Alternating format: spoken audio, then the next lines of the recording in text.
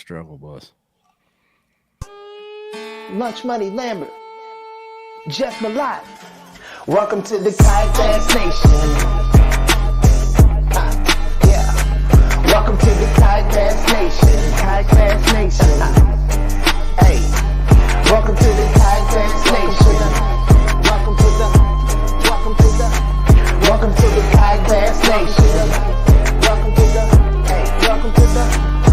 to the Kayak Bass Nation, where we talk about fishing and competition. It's your boy Ox Pippin, aka Ox Fishing. Don't come over here tripping. Hey, hope you enjoy the show. Jeff Malott, Lunch Money Lambert, Lego. Hey, welcome to the Kayak Bass Nation. Kayak Bass Nation. Welcome to the Kayak Bass Nation. Kayak Bass Nation. Hey, welcome to the Kayak Bass Nation. Welcome to the Kayak Bass Nation. Welcome to the Kayak Bass Nation.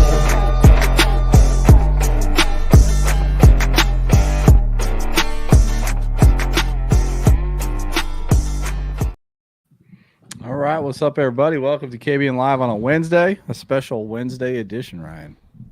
We didn't want to steal the election thunder, so we had to let that get over with. Bless you, Jeff. Sneezing fit over here, My guys. goodness gracious! Wow. Okay, yeah, we didn't want to do that. I think we had one of these on a debate night, and it kind of messed everything up. So we thought, it messed with my head bad. That's all I could think about were people debating nothing. Yeah. Speaking of the election. It's in the books, man. It is. I tried to ignore all the news and everything last night, but I couldn't help it, and I turned on the one of my favorite YouTube channels where I didn't watch the news, but a streamer on Facebook or in YouTube, and watched the goings on until late into the night. Didn't get much sleep, and woke up to the good news that DJT. I watched it till about midnight. I gave it till midnight. I was like, shit, I got to get up early and drive a couple hours for work in the morning. But I wanted to make sure I knew what direction it was going, because I've seen this happen about 4 years ago where I thought it was going a certain direction. And then I woke up to a surprise. But, I know that kind of stuff causes a lot of division. Everybody's got an opinion on it. I don't necessarily think there's a right or wrong opinion, but I think the way that things have been going, it was definitely, a needed change. I think hopefully we're all going to feel it in our wallets a little more, and maybe kayak fishing will explode again if we can turn the economy around. That's right. Hey, we're not a political channel, so we don't get into a bunch of politics, but one of the coolest things I saw, and I actually posted it on our Twitter and Facebook account, is that I really feel like the election turned because of what I'm going to call the new media, which is podcasters. Trump used that to his advantage, went on all the big podcasts, and as a tiny little drip of water in a big ocean of podcasters, I think that was cool to see the legacy media kind of get kicked to the side with dudes with mics in their own little studios. Well, I think the cool part about podcasts, even ours, the way it kind of started, they're not really controlled by anything. Like there's not an oversight HR department sitting in the corner of the podcast room. So I think you have a little more freedom on what you can get across there.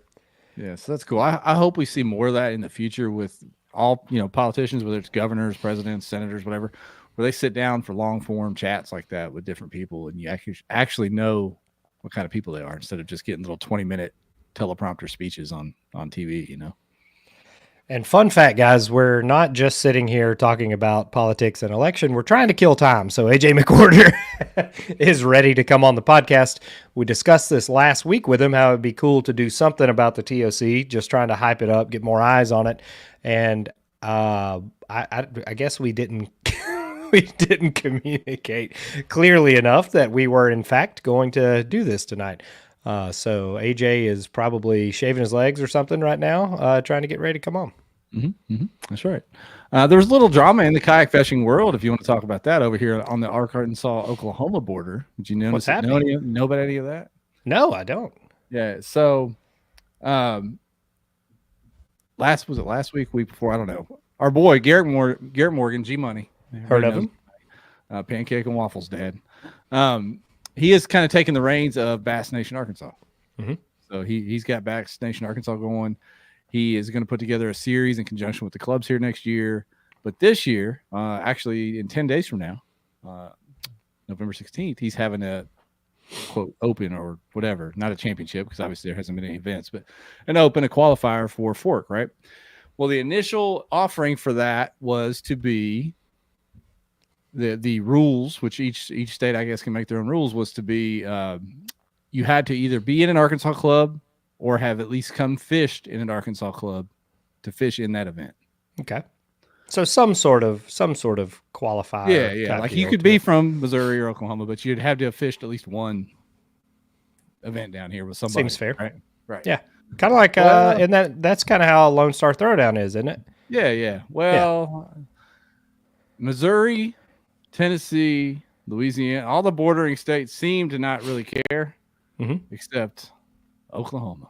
My friends in Oklahoma, and really not the whole state of Oklahoma. Like one or two guys flipped their lid and got to posting about how egregious it was that they dare set up an event like that. The boys on the res are getting mad out there. Well, my boy Luck and all those guys, they weren't really too far. They were good with it. But this one guy, he was trying to big dog. I got into, of course, I hadn't been in one in a while, so I got involved in the thread over there when I saw Arkansas slander. I started commenting over there, and my guy said he owns a ride company, and he knows higher ups, and he's been talking to them. Ooh! So immediately I had to keep poking that guy a little bit. Yeah, please. Anyway, fun. It was hilarious to me the way it was going. I thought it was fine the way the event was set up, but long story short, my boy Garrett has throttled back, opened it up to all. Oh wow! So anybody can come now. It's not just Arkansas or Arkansas clubs. So there you go. That does. What's the difference to the Oklahoma guys? Were they upset that they couldn't qualify through the Arkansas opener? I think the Oklahoma guys had their own open either earlier this year, maybe in the spring. I don't know when they had it, but it was open to all. And they're like, "Hey, wait a minute! You guys came over here. Now we can't come over." You know? So I get it. So because we did it this way, you have to do it my way too. Yes. Makes perfect sense. Right, yes. right. So some guys were bad. Some guys didn't give two craps. I don't know. But it all worked out in the end. Everybody's holding hands, and it all worked out in the end. Well, I'm sure. Where's the tournament at? I don't know. No. All right. No. It sounds like we're pretty invested. No, it's on your favorite lake, Ryan. It's on Dardanelle. Oh, you can have that one. It's on Dardanelle. Ashley says that sounds too democratic to her. Actually, it was kind of socialist. They were trying to benefit off other people's work is what they were doing. Drat. You're getting too political tonight. I'm sorry. What else have we got? What else have we got cooking out here? I saw somebody mention the Native Big Bass event. When is that? Same day as that. Dardanelle Championship. Okay. Yeah, same day as the Dardanelle Championship. So some people saying trying to make Fork. I actually had that in the back of my mind about, hey, maybe that's a one-dayer as well. Which I like these one-dayers. Thought about going down for that. May run down to Dardanelle. I don't know. We'll see. Dardanelle's. Do you want to meet me up by the lake we came from, whatever that was, Lake of the Ozarks, and gotta go get your truck? What's the update on the truck, man? Insurance said they're not going to total it. They're going to try to fix it. So they sent me a bunch of a list of parts that they were going to have ordered, and then they didn't put all the broken things on there. So back to the drawing board. A message from AJ. He said he was having some trouble here joining our room. Oh no! Let me turn off my VPN. Maybe it's locking him out. I don't know. You have a VPN? Yeah. Do you really? Highly secure around here. What kind of mess are you getting into, Ashley K? I need you to check his servers or something. I don't want anybody hacking my monies. I don't know what's going on. He's a gamer, I think. That's why you had the Twitch, wasn't it? You're a gamer. You've been out there streaming. Damn it. You caught me, Ryan. Find me over on Twitch, Old School 2039. That's me over there. Bassmaster Kayak Series on YouTube, a.k.a. Steve-O, says the Georgia Bass Nation Kayak Series Championship on Hartwell is next weekend. And he sent me a link, and now I remember opening that text message. Maybe it was last night. Maybe it was the night before. I guess I need to decide if I want to go throw brown jigs on docks for a day or two. Steve is juggling his phone. He's got Steve Owens on Facebook, Bassmaster on YouTube. What a legend he is. I know he's got his hands full of devices. There, look here, Ryan. Look who it is. Oh, there he is. Yeah, fresh calves and all. We ready? Oh, here, man. Let's do it. There he is, the man, AJ. AJ, I was surprise. What's up, guys? I blame Ryan somehow for all this. I was like, "Did you send him the link?" And he's like, "Yeah, but no. That explains the bad internet connection right there. Yeah, that's exactly what it is. He does hog the Wi-Fi when he's here, so it's lucky that he's out taking pictures of anglers when I'm trying to judge fish, because otherwise, it's just not enough bandwidth for both of us. How's it going out there? How's the weather? But I mean, judging by the leaderboard, it looks like fall is not a bad time of year to be on Santee. Man, today the anglers had a great day today. It was sunny, it was kind of hot, a little humid, but it was like kind of a little overcast too. So like it wasn't bright bluebird, kind of a perfect, like early June type of fishing day. But it's raining now, and it's going to rain until like sometime on Friday. You get that little flash flood warning that comes on your AccuWeather app. That's always comforting, lightning in the area, all the stuff. So it wouldn't be a tournament without some variables. And we've got some. So I think we're going to dodge some major wind. I shouldn't have said that out loud, especially on this lake. We're going to get some rain, and it's going to be one of those things. Well, I see Dusty's comment there. I mean, Dusty didn't have a bad day. What happened, Dusty? I can feel the emotion. I'll send you a virtual hug, Dusty. Chin up. You got it. Dusty's standards are really high. It's a 3-day tournament. He's the guy that can always bounce back from low moments. We've all seen it. There's quite a few anglers. The 3-day events are going to challenge our anglers. You can't get too high too early. You can't, if you're too low, you got to know that you can balance it out, especially on a lake like this where hundreds aren't uncommon. Yeah. And you just said a key there, AJ. 3-day event. It's a 3-day event. I mean, what kind of, in a 2-day event, you get behind 10, 12 inches. You think, well, I'll just try to get some, I'll try to place tomorrow. I'll do the best I can. But you can get behind a fair amount over 3 days and still gain some ground. What do you think of the competitors here? Where's a cut line that you think people could still make up ground and win over 3 days? If you had a limit, are you still in the running? I mean, can you make up that much ground? Well, yeah. I mean, because we've seen Bassmaster Elite Series events where guys have made the final day and didn't catch 5 fish, that this lake can be that way. If you catch 4 of the right ones, in our event where, 12 inchers still count, it might not be the same as, the restrictions here that they have to put them in the live well and weigh them. But, fish live here. A 23 incher, goes a long way in this thing. And there's bigger ones out here. A 24 inchers kind of like catching 2 12s. So, it's one of those things, and they do grow here. And, this weather, it really could fire them up. I mean, they're not fired up for some folks. But this thing going on, weather this time of year tends to get big fish chewing. So, we'll see what it does. It's not a huge front. It's not going to get like super cold when it pushes through, but it's definitely affecting the weather. And I would say, if you're above 80 inches, like you're well in this thing. If you have a limit, which was like 47 anglers, I think you're okay too. There's one guy that had 4 fish that's kind of above the last limit. John House, I think he had some really good ones. So he was up in there. I mean, I really think that like if you're in the low 70s, mid 70s, like you can play this thing out. Now you might not feel that way after tomorrow if you don't get certain amounts, but like that's the thing with an event like this is like there's a lot of variables there's big bass each day. So you got $500 and a Lowrance unit for every big bass that gets caught.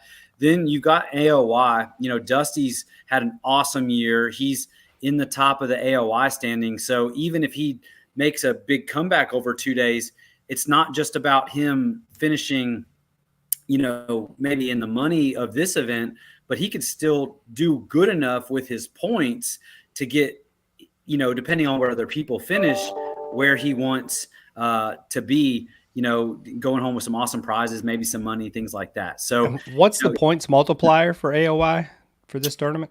Really, there's not one. It is at a 210 points instead of 200. Okay. It's still a 1 point decrement, but the difference is this event, it counts for everybody. There is no drop. You don't add this one, drop another one. So this event counts for everyone. But it is worth an additional 10 points over a regular open event. But the weight of this event is that everyone has to keep it in there. Gotcha. And I will say, you know, I don't do too much, but I will say that we've kind of kept our AOY race pretty much the same from year one. So you're better than 40th place on the Elite Series next year. So Big Bass is doing great. we got jokes. Some people that have been upset about that Big Bass check in the past. You wouldn't know anybody like that, would you, Ryan? No, I got a couple of them things laying over here on the floor. I still can't get them to cash, though. I don't know what's going on with that. Yeah, no. I mean, through the drive-through window. That's the problem. Now you know. There we go. I remember fishing, man. It used to be really fun.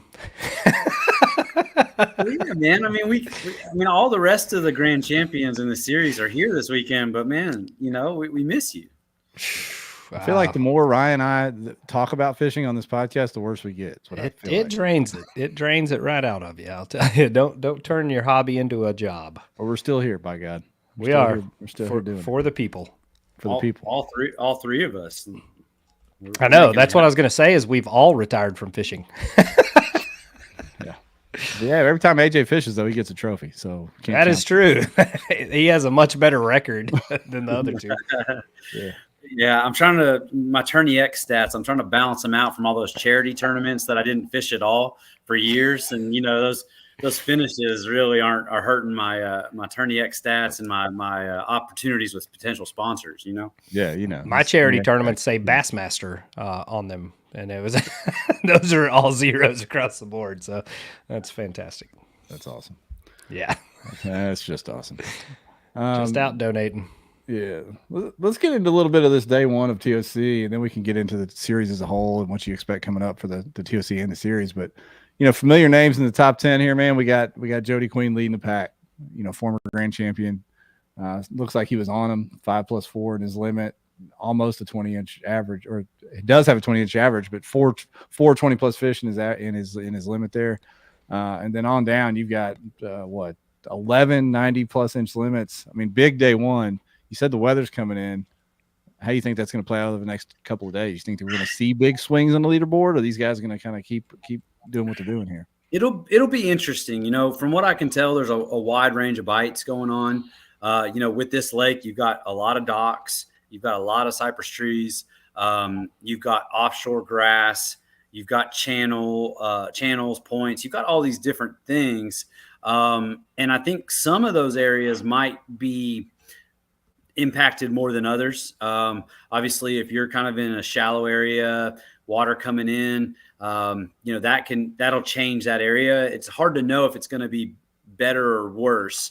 You know, Jody spoke on it earlier when we had him on, you know, to kind of recap day one. He's like, you know, we don't know what this is going to do. We hope that it's going to do certain things, but you got to be ready to shift.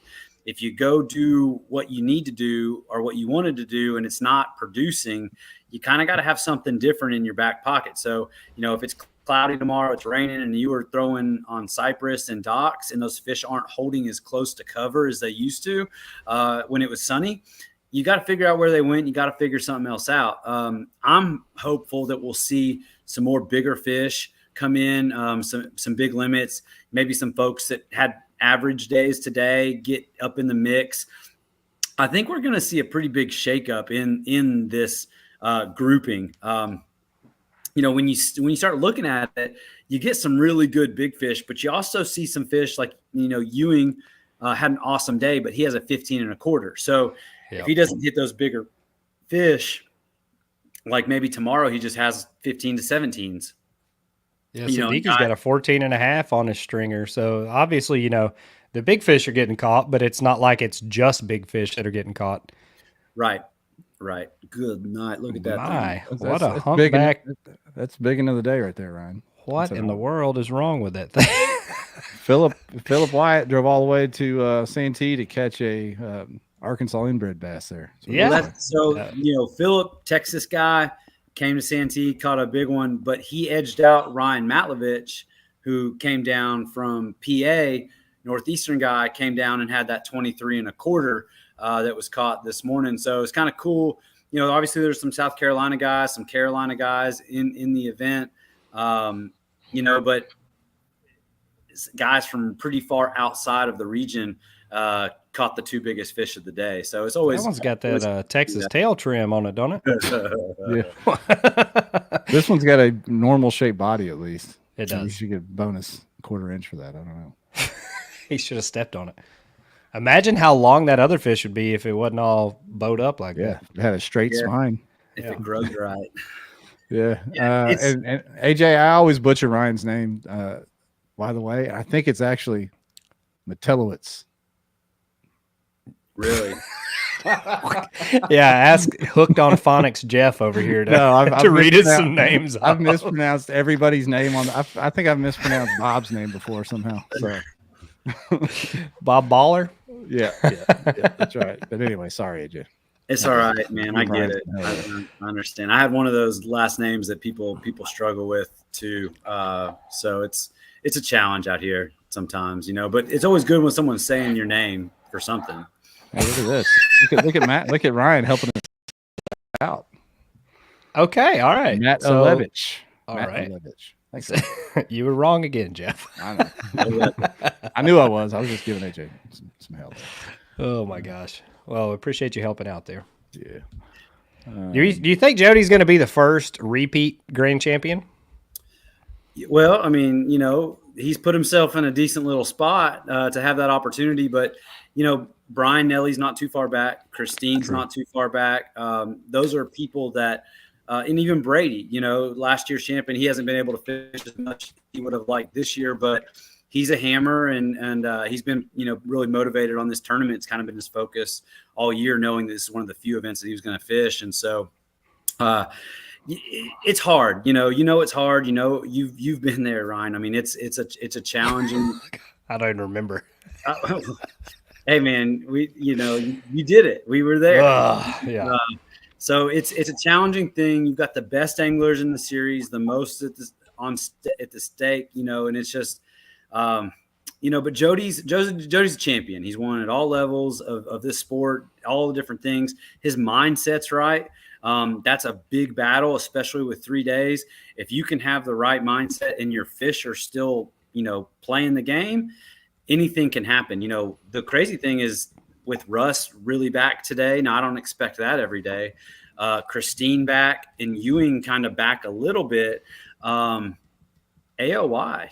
that's a whole different thing. And so Jody, he's in a position where, he could potentially go grand champion and get in the AOY hunt.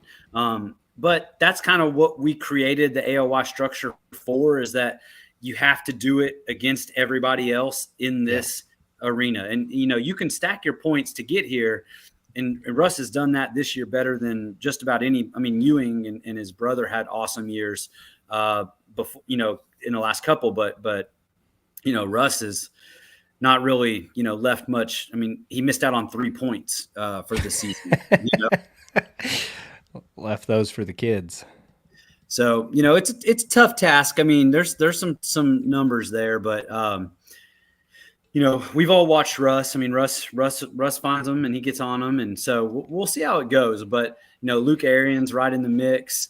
Dusty's right there. Garrett Morgan, sleeper. He fished the first 3 events, or 3 of the first 4 events. didn't fish all season. Now he's come out here and he's banging on them day one also. He's on some good fish. So the cool thing about the top, 20 anglers is everybody's got one or two of those giant fish. If you get on a few of those, more in a day, it can really kind of start stacking up in those total inches. And that's what we want to see, man. Make it exciting and create some storylines. And, I'm sure Russ is going to battle back. I'm sure Christine's going to get up there. There's plenty of anglers that we're not talking about that are like, talk about me tomorrow. So, and that's going to be the interesting thing. But tomorrow's going to be a grind. If it rains tomorrow, like they're saying it will, and like if this rain all night just keeps happening, it's going to be one of those days where your alarm goes off and you're like, ugh. All right, got to go do this today. And then it's just all day getting beat down with rain, adjusting to conditions. Everything that you have is soaked. Luckily, it's not going to be cold here. It's still going to be like in the low 80s probably. So that helps it a little bit. But tomorrow's going to be one of those days where people get, you can separate from the pack if you can keep your mind right, keep your fish right, keep them pinned and get good pictures. We got Todd Patrick giving us updates in the comments. He says Eric Siddiqui says tomorrow's a big day to make moves. It's moving day tomorrow. Todd, we depend on you for a lot. Hurricane coverage, calling the election. What are you calling on the TOC? Who are you picking to win it? Yeah, he said he'll take Trump for the win. That's what he said. Well, but I didn't know he was in. I didn't know he qualified this year. Yeah, I've got my sleeper pick, Ryan. You want to know what it is? I do. To climb this ladder, he's in a pretty good spot. My man, Gilbert. Your man, Gilbert. Okay. Gilbert. Remember Gilbert? We had him on the pod for winning I do. Up north there. I like Gilbert. Interesting young man. So I'm hoping Gilbert comes out of nowhere in the next 2 days. Honestly, I have a hard time with Jody on fish, on Santee, and Jody's cool as a cucumber, man. I have a hard time. I have a hard time thinking that if he has found, one of those magic areas, and if you haven't fished Santee, there are some areas of that lake that for some reason just like big fish just love to hang around. If he has found one of those little pockets, I would say Jody will be hard to shake. Yeah. I wonder if Abby is fishing nearby him. That's been a little bit of a pattern. Abby's in this too. I just caught that. I was like, what? I got it. You know what I mean? I mean, they've been yeah, no, for sure. A few tournaments, they've both done really, really well in kind of shared areas within a couple hundred yards. So I wonder, with this being the TOC, looks like Abby's had a good limit today. If they would, how would that work? If they would defer away, back off from that area with him being way up there like that at 100 inches, I don't know. I don't even. Todd picks Ryan. Todd picks Ryan. By the way, put that down. Here we go, Ryan Matalivitz. Yep, we got it. Livich, yes. But the thing about Santee, like in some of those areas, especially, you can be fishing 20 yards from somebody and not even be able to see them. Like those cypress trees are so thick when you get back in the woods and stuff, man. Like you could fish around somebody all day and hardly even see them. Yeah, be interesting. I love these 3-day events, man. That's a whole one extra. You think 1 extra day. What's the big deal? 2 days, 3 days. It's a huge deal. Well, yeah, when you run out of fish is when you realize what the big deal the third day is. Yeah, after you've beat on them a little bit in practice, hammered them for 2 days in the tournament. Yeah, what kind of stories have you heard, AJ, since you guys have moved to this with fish management being a problem for some anglers? I'm sure you hear stories on the back end about they wish they would have done something a little different or not hit them so hard this day. Do you see that happening with folks not managing fish right over 3 days? The funny thing about hearing fish stories is if you didn't catch them or had issues, I don't get to talk to you on the awards, so I don't hear. But we have anglers that struggle to manage fish for practice for day one of a tournament. It's literally one of the hardest things in fishing is to go fishing and not catch the fish that you want to catch tomorrow. And so it is a challenging thing. I'm horrible at it. I love to catch fish the day before a tournament. And it's just once you're out there though, and you kind of get a feel for how tournaments going, it's really hard. Steve ran past an angler today and they were like, hey, I think we're not going to fish anymore today. And it was early, but they had put up a good limit, low 90s. And then they started seeing all the other 90s and it work. And they went up with everybody else too. So, it's one of those things that like, managing a situation it's ever evolving.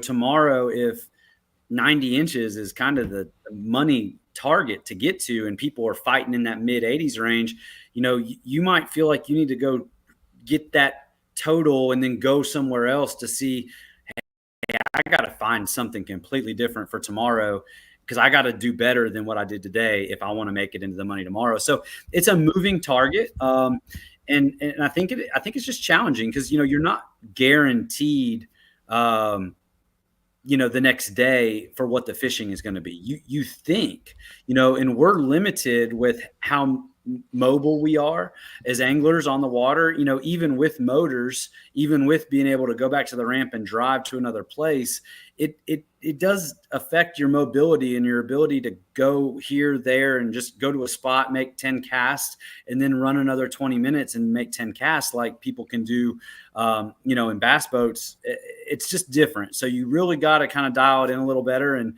hope that it sticks and fish confidently within that. But haven't heard too many stories, but there are the people that won practice, like Blake said. I mean, there's a lot of PBs caught in practice. When you come to a place like Santee, man, there are PBs every day. That is the cool thing about and you want to fish too. Like when you go to Santee, like as soon as you see it, you're like, oh shit, I got to get on the water. Like you want as many casts in there. I don't know what the Gators are doing now, but when we get, when we went in the spring, like during mating season, it's like Jurassic Park out there. Like you want to be out there in that all the time. So I think that may help people not be able to lay off in practice. Yeah. And I mean, everybody takes a different mindset, and you never know what someone's coming from either. Like maybe they haven't fished in 2 months and they need to set some hooks and they need to feel something just to get the confidence that they need to then compete for 3 days. Sometimes setting those hooks and knowing what was on the other line helps build that confidence and get you prepared for what you really need to do. And I think, going out and sticking a couple big ones in practice, like at least you know what the big fish are eating. Like you can, you could just go in there blind and maybe you're throwing a glide bait and the big ones aren't hitting a glide bait. Like you gotta, I think you have to dabble with it a little bit. But I think it's to each his own where you draw that line. Do you want to go out there and bust 5 big ones the day or two before the tournament, or give it a break and try to save a little juice? But another thing on these multi-day tournaments especially is people moving around. Like, your A spot could be somebody else's B spot, that you might not have had them in there on day 1, but on day 2, suddenly things have shuffled around for them and now there's company. So I think that's another factor to throw in there. Definitely. And, people think just because they're in a certain spot at a certain moment that they should be catered to, but you just got to be respectful of each other and talk and communicate. But, if just because you're 10 spots ahead of me on day 1 doesn't mean that I can't be 10 spots ahead of you after day 2. I think day 3 is when you kind of know where people sit and who has that real opportunity. But, day 1 and day 2 are those are, like they said, those are moving days.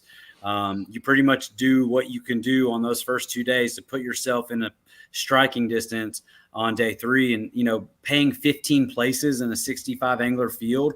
That's going to be attainable for probably, 30 people or so, depending on how it goes. Dusty. Oh man. Dusty. If you launch first, you got to leave a little sign telling people to leave. Put some caution tape or something around there. Put some tacks on the ramp, or cut a fender and put it in your tire like Abby does, or whatever he likes to do. BOS is all about sportsmanship. We don't, those aren't. Don't condone any of those that's what I meant. Don't do any of that. Jeez. Yeah. We've got some questions for you, AJ. Ryan and I have been starring them up as we go. This is, I don't know if anyone knows the answer to this. Matt Collins from Colorado. How many kayaks has Marshall destroyed this week so far? AJ would know if anybody, would know. Man, I think he's been working on motors this week. He has. He went and bought one last week, I think. And he drove down. He was sending us videos of rebuilding one of the larger Newports. I think it was Sunday, actually. He was doing that. Yeah, I mean, that's just normal stuff. Give him a minute, though. Give him a minute. There's a lot of stumps and trees out there. Give him a minute. It's the first day. He'll get there. I'd say it'll be a dramatic, some sort of flipping, sinking, yelling bullshit incident on day 3. He'll go big. I'm picturing like Dukes of Hazzard, kayak flying off a stump, maybe a little upside down. He'll get it. He'll get there. The kid drove up here to Missouri with just his motor, no pedal drive, and Ryan had to go get him. So I don't know what he's going to do if he breaks down it. My motor's not working. Where are your pedals? Oh, hell, I didn't bring my drive. Yeah, that's what I do with that hole in the center of the hull there is not put a drive in it. Whew, I tell you what, boy. Crazy. He'll wear you out. Let's see here. Todd Patrick asking a question for you, AJ. This is not TOC related, but when is next year's schedule coming out? I'm fresh in here tonight. I don't know what that part means, but I think that is the question that we need to ask. Todd feeling fresh. What do you mean you're fresh in here tonight? I hope he's wearing like a velour jumpsuit or something. I hope that's what it means. Yeah, man. So this week, in the past, we've released the schedule at the TOC. This week's all about this event and these anglers and showcasing what's going down on Santee Cooper. We have been working on a schedule.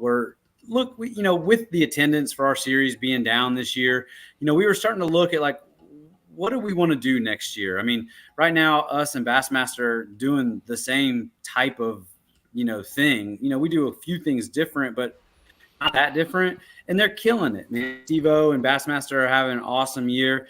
And so we have been able to, with our series, we've been able to shift. I mean, it was a 1 day. We've had satellite events. We've had 6 2-day events. We can shift as needed. And we're trying to get a little clarity within the company of how we want to shift for next year before we go any further. So as soon as we have a schedule, or as soon as we have a plan for next year, we'll make sure we let you all know. We love to do that kind of stuff, but we've been working. We got some good places, hopefully lined up, and as soon as we can share details for next year with y'all, we will. Cool.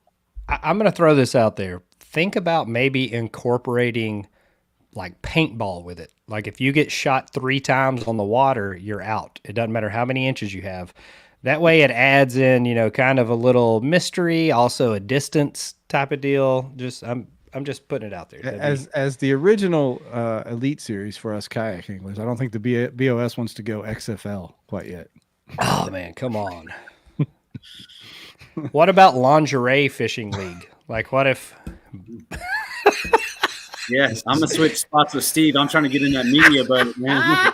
Maybe that's what Todd meant by being fresh. That's exactly where I was going. Gosh, I love it, Jeff. I love how simpatico we are.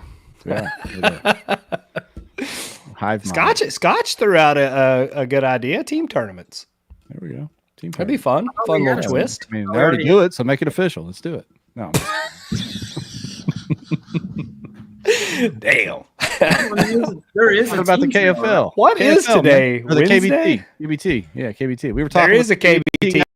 Congrats to, was it North Carolina? The North Carolina heel lunkers took it all on Caddo. We're going to have them on and talk to them about it. They went down to Caddo and took care of business. So congrats. KBT, man, that they took that team series from a couple years ago during the pandemic and have like gone off the radar with it, but they're still over there kind of grinding, doing their thing. You don't see as much on social media. Well, I didn't know that they were having a championship or anything down there. And then we got our DM message there about the update on the championship. And I was like, all right. It went from extremely over promoted to slightly under promoted. So we're going to find some balance there though. Yeah, straight up. That's good stuff. Yeah. And we have a lot of ideas, and we've been talking to anglers, and there's definitely some things that we could incorporate to make it a little more fun again. I mean, that's really what this series is about, is getting people together and having fun. And there's some money and some opportunities within that. But we'll see how it shakes out, and as soon as we can, we'll let you know. There we go. I like it, AJ. I mean, and you said it already, but there's a definite. Damn. Todd, I am so glad you're on here because I was like, how are we going to talk about day one for an entire hour? But you have brought so much extracurricular entertainment here. Thank you, sir. Appreciate it, Todd. Straight out of Ohio, just like our new vice president. We're going to weave it all in tonight. I was going to bring up Coach Cal tonight, AJ, because before we went live, Arkansas was struggling with Lipscomb, which is what you and Jay warned me about. But we're pulling away now. We're pulling away now. We'll see how it finishes. AJ, yeah. And they're freshmen. You know, we're built for March. You just, yeah, you know, I can just run through all the Cal liners, man. I mean, he's a Hall of Famer. He's going to recruit great. But, you know, y'all can have him, and we're looking forward to that February matchup for sure. Yeah, that's going to be crazy. That's funny. Brick by brick, baby, or whatever. All right, back to the tournament. Matt Collins from Colorado. Has anyone ever hit 300 inches in 3 days? I have not ever seen it. I mean, the TOCs that we've had in the past, I mean, Cato, Brian Nelly, I feel like he crushed it, but I don't think he was at 300. I mean, he had awesome days, but you know, there was just, I don't think so. I don't think I've seen it. Yeah. That's tough, man. It's tough to hit 200 in 2 days. So to keep that consistency for 3 and get 300, that'd be quite the feat. Well, and you know, when you look at 3-day tournaments and where they've been, there's not too many places that could even do that. So like, you know, obviously Santee can, but we'll see. Caddo could, but it didn't.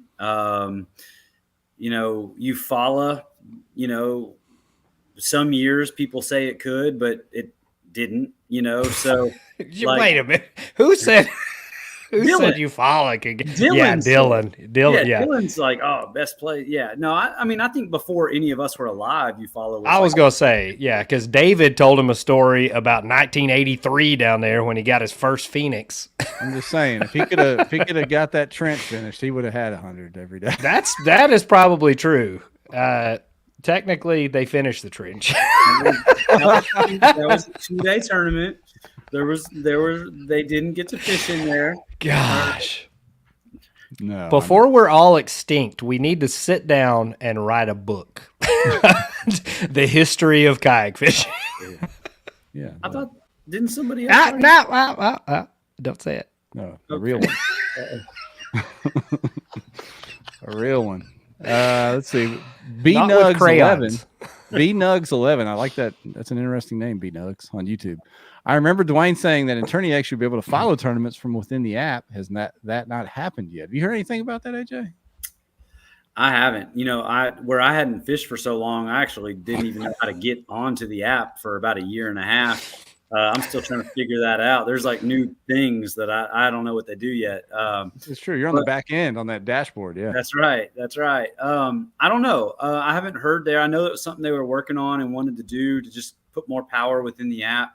But I'm kind of old school. I just go into I Google BOS or TOC and Tourney X pops up and I click it and it's right there. So that's kind of how I'm just programmed to do that way. Every time I get into the app, I have to log in again, which means I have to remember a password again. And it's just like, yeah, that's a point I think I've brought up 8,000 times over the last 4 years. Passwords are hard, man. Well, I feel like I forget it every time and then end up having to change it again. And if it's not in like one of my 3 most common passwords, I'm never going to get it. I'm never going to. And it's all variations of like my daughter's name and her birthday. If it's not any of those 3, I'm cooked, baby. Mike, I see your comment. Yes, Wyatt Hammond did hammer them. I remember seeing that update on the KBT, and I was correct. It was the Tar Heel Lunkers. So look at me for trivia. Is that what you called them? Tar Heel Wyatt Hammond. I have no idea, man. It was something about a heel and a lunker. I had that in there at least. Oh, you call them the heel lunkers? That's Same thing. What do you want, Jeff? I'm with you. I'm with you, man. I'm with you. Wyatt Hammond's a big fish magnet, man. He put them on that day one down at Harris Chain this year. So there you go. That's a dude. It's a good signee there for the lunkers, the heel lunkers. This is a hard-hitting question from, I assume, Steve Owens, Bassmaster Kayak Series. Who has the best chicken tenders in the area, Santee? Well, so there we had a catered meal on Tuesday night.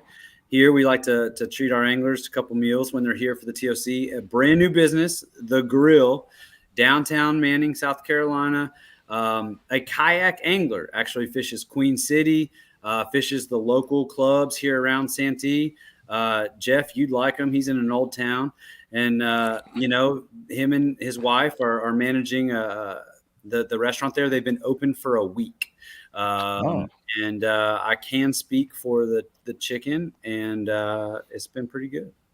There we go. Shout out to them. The grill. Let me see your grill. Zach Wilson says, check out Phantom Outdoors down there for tackle. All right, Zach. Good shout out. Any more questions for AJ regarding the TOC, the BOS in general?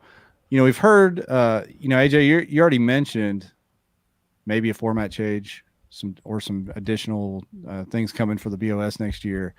Ryan and I have talked about this all the time. We just got back from that Big Bass 250 on Lake of the Ozarks. You just talked about the TOC feeding everybody. How do we get more of I call it celebratory, but more of a social aspect to these events on your regular season events as opposed to the one-off opens and championships? Can it happen? Can we get back to the old days where we did that? Man, it's a challenging thing. I think, one of the things that I went to earlier this year was one of those weekends where like 3 or 4 tournaments are all on the same weekend at the same place, and you can enter, and that's a cool thing for our sport.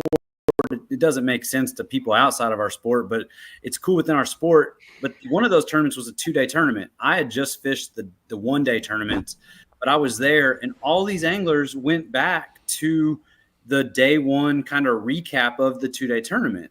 And they were there celebrating and clapping for people that weren't even in their 2-day tournament. And I was like, man, this is like had that old school feel where people were, they've got food coming out. There's people are drinking and hanging out and having a good time, talking and laughing. And it was cool. And so like that kind of got some ideas going for me that I would love to incorporate into, future events. To kind of get rid of I feel like Friday nights before events, where they used to be the hangout opportunity, I feel like it's not good anymore for that. People have so much going on. They're tired, they're stressed, they're ready to go.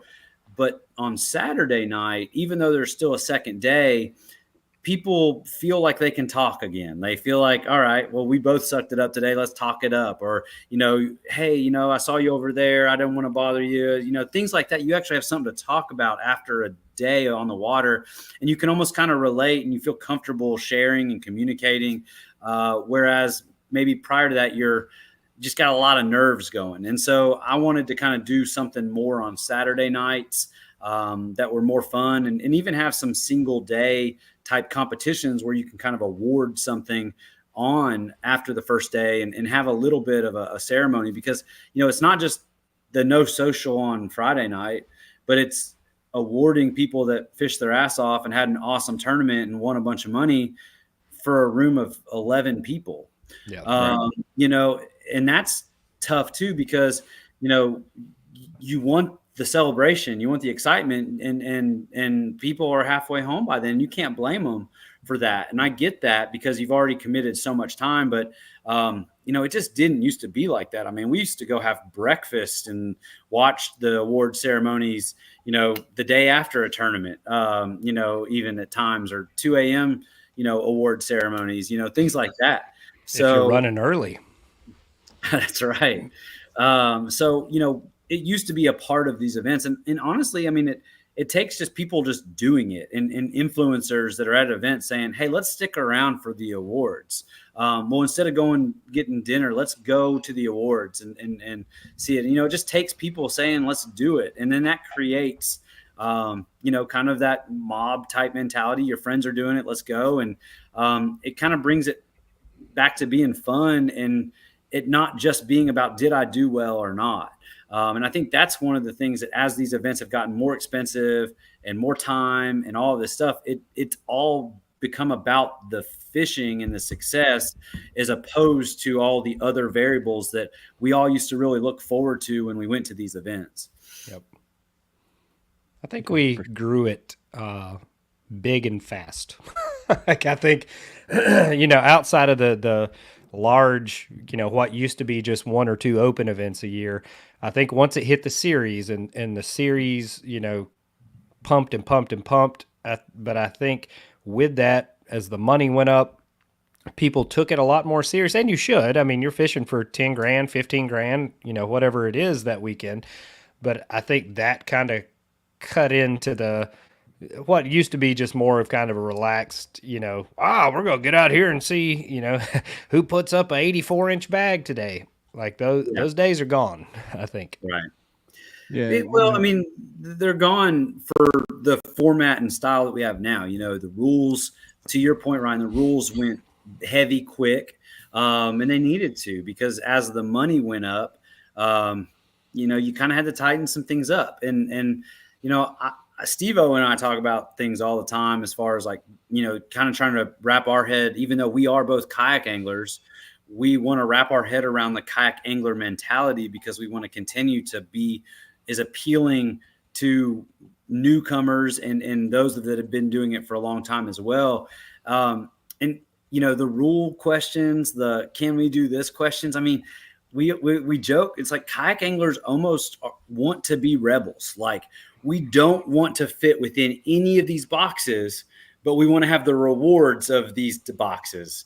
And so it's this balance of how do you have these strict events that people follow the rules for this ultimate prize, but still keep the fun in it, because it's still kayak fishing and you're still pulling it out of your truck and, sitting inside of a, 13-foot plastic boat for 8 hours. Like, truck is not what I thought you were going to say. I was like, I cannot wait to see where this goes. Yeah. So, it's, and everybody looks at and gets into kayak fishing differently. I got into kayak fishing because I wanted to float down rivers better than wading up them. And, then it just turned into, well, I mean, we got river tournaments and okay, well, let's go fish the lake. And then it just turned into more.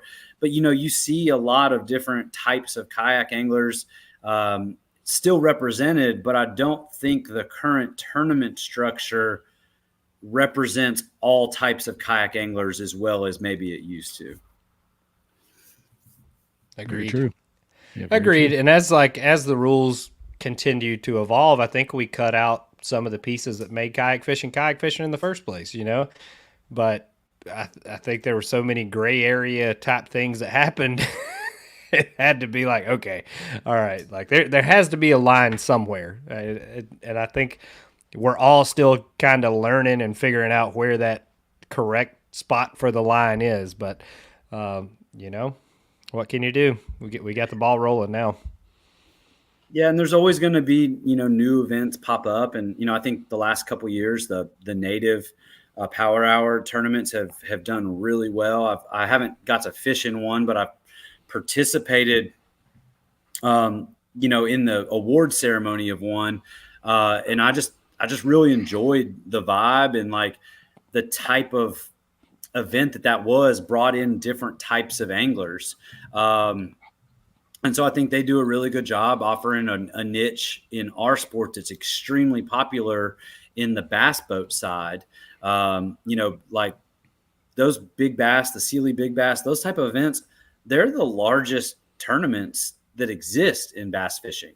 Oh, yeah. They don't get as much publicity because they're not on TV and things like that. But I mean, you go to one of those events at like Sam Rayburn or something like that, and there are people that just stand in front of the weigh-in stage all day to see the bass that are weighed in every hour. And it's crazy, but they've created an incredible platform. And I think there's some potential for more of that in kayak fishing. I think the catch, photo, release system allows that style of fishing to actually be more efficient and smarter. You don't have to spend, do I want to drive 30 minutes back to the weigh-in and see if my 4-incher or 4-pounder is gonna work? 4-incher.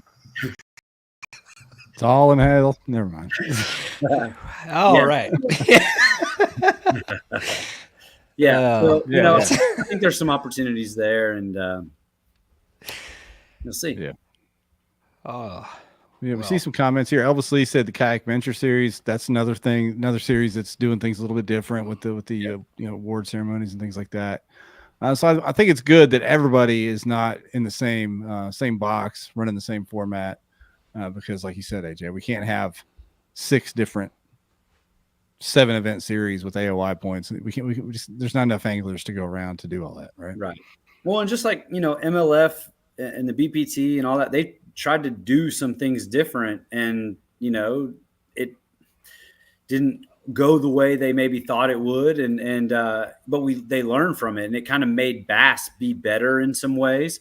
And I think, you got other organizations that have helped, by doing things a little bit differently, maybe having some rules that are different, allow people that, want to fish a certain way to still have a place to compete, and do their thing. And I think, we're still evolving so much within our sport, that there's still room for those type of things to happen. I think one of the things that I struggle with in our sport is that I think that $75 to $150 range of tournament, just doesn't really exist at the level that I think it could and should. That middle road is where so much of the bass boat segment, operates, and we're not really cultivating that region of payment and style, a single day event that's close to a lot of people. Like, that just doesn't happen as much. You've got great grassroots and local clubs, and then you've got these high end things, but the in between is something I hope that we can grow a little bit in the coming years. Yeah, and it's funny, even the local events seem to have gone away from getting together at the end of the events. That everything's virtual. Only a few people come back to the way. So I hope even at the grassroots level we can get people showing up. Todd Patrick, KBBT. I think there's potential to bring it back nationally. That was a rose like a phoenix during the pandemic. Todd, Conrad Benetti and the memes. It was great while it lasted, but I don't know if there's it can do it again. What do you think, Ryan? I think we should start doing live cockfighting at the events. Okay. On kayaks? Yep. Okay. That's part of it. That's the risk you take there. All right. Brandon Hall, this isn't a question, but a comment for you, AJ. We appreciate you and the team for a wonderful series. Thank you for all your hard work for the anglers this year. So there you go. Tip of the cap. Appreciate that. Yeah, I mean, if there's a Mount Rushmore of TDs, man, it's you, Steve, Duke Tran, probably Vinny, a couple more I could probably shout out. But you guys, unbelievable work you've done to make this sport what it is over the last decade. Amazing. Thanks. Well, I appreciate that, but you guys give the anglers and the tournament directors a platform for us to reach more, and really just appreciate you guys and your audience for all the support and the promotion of the anglers and the directors, for the events that are upcoming and the ones that have passed. So, we do the day work of the event, but you guys really, market it and promote it and showcase it. And we appreciate that from you all. We have to contribute something. That's about all we got. That and entry fees. Memes. We've got the memes. Sorry, Steve-O wants to change it to rooster fighting. So apparently we don't get to do what I want to do. That's Saturday night rooster fighting. Saturday night rooster fighting. Wow. Yeah, that's awesome. There was one more comment. This was from way earlier. We don't have to answer this specific question, but I think, AJ, you could speak to the industry as a whole, fishing or kayak fishing, whatever. Chris asked right at the beginning of the show, what do y'all think about motor guides shutting down? And I know there's been some headwinds in the industry in general, whether it's kayak fishing or just fishing in general, right? With some consolidation going on, some economy crunch going on. What's going on out there, AJ? Do you have any thoughts on that in particular? Or just the industry as a whole? One specifically, I think, depending on what you knew coming into this year, depends on how you look at that particular announcement. And a motor guide had already been purchased long ago by the Navico and the company that runs Simrad and Lowrance and all of that. So they were already within that group. The way Lowrance and that group looked at that is, hey, we have power in the Lowrance name. We are making the Lowrance motor. So we're the same company making two different brands of motor, but we want people to say, I want a Lowrance. And that means that they want a Lowrance motor, Lowrance depth finder, a Lowrance active target. So they made that decision to be more brand inclusive. But what happened there is what we're seeing in a lot of different segments of the fishing industry, where a larger organization that has multiple brands is buying up other brands. And I think that's just kind of happening a lot in business in general right now. I think, the economy and recreation, where it went really high for a while, it's kind of dripping down a little bit, and it hasn't really leveled back up to where we had brought it before COVID. So, there's a lot of people watching this show that have seen one of their local tackle stores or, a brand here, a brand there get, acquired or go out of business or things like that. I think that's not an uncommon thing that we're going to kind of see for just a little bit within this industry, as so much has changed, as so much has gone up really fast and then gone down really fast as well. But the motor guide thing, I mean, the Lowrance guys and their team, they're excited about that because, they get to put that name on motors, and it kind of connect with, their electronics, which is kind of their whole thing. Like, we want them working together, talking together. I run Lowrance on my boat. It's not I run a motor guide and I run a Lowrance and I run this. They want that name to kind of encompass all the different segments of electronics that somebody would put on their boat. See, Ryan, that's why AJ is such a pro, because if you had asked me that question directly, I would have said, yeah, man, that's crazy, and just moved on. See, he's got the juice, man. That's why you're the one that asks the questions and not the one people ask questions to. That's exactly right. That's exactly right. Yeah, awesome. Unbelievable. So there you go, Chris. There you have it. We're up against the hour. We don't want to keep you too long, AJ. I know you got business to attend to during the this busy week for you. I can't believe you took the time to do this with us. So we appreciate it. I got nothing going on. I mean, just even though we weren't really you weren't really sure we were going to have you on tonight, because our PR department didn't make it clear to you. I apologize. I'm just glad. I wish we were all in a group chat or something where we could communicate with all of our eyeballs. That's my fault. There's too many election memes that interfered with everything. It's been a wild week over there. Quick update. Arkansas is up 10 on Lipscomb with 4 minutes to go, AJ. Okay. Might even cover the spread, maybe. Might even cover the spread. I don't know. I'm just hoping we don't lose so you guys don't message me any kind of hate messages later. We're just happy. We're just happy that you took him from us and we didn't have to buy him out. What is Todd saying here? The Hobie Bass Region Series, 4 one-day events.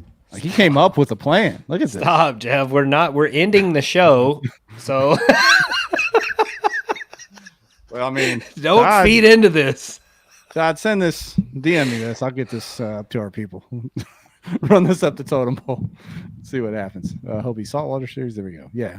Awesome show, everybody. Appreciate you jumping on a Wednesday. I know it's weird for us to be here on a Wednesday, but here we were. And AJ, you're one of the goats, one of the made men on the show. You've been on here a bunch. We appreciate you taking the time, as always, man. Man, I appreciate you guys. Want to thank everybody that has participated in BOS events just over the years, even back into the single Kentucky Lake event, the Hobie Bass Open and Fun Fest.